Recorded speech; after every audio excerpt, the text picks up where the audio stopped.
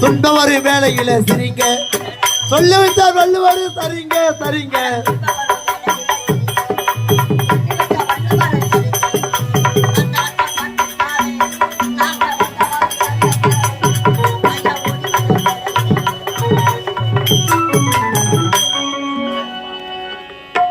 பெற்ற தாய்க்கு நன்றி சொல்லுங்கள் 10 மாதம் சுமந்ததற்காக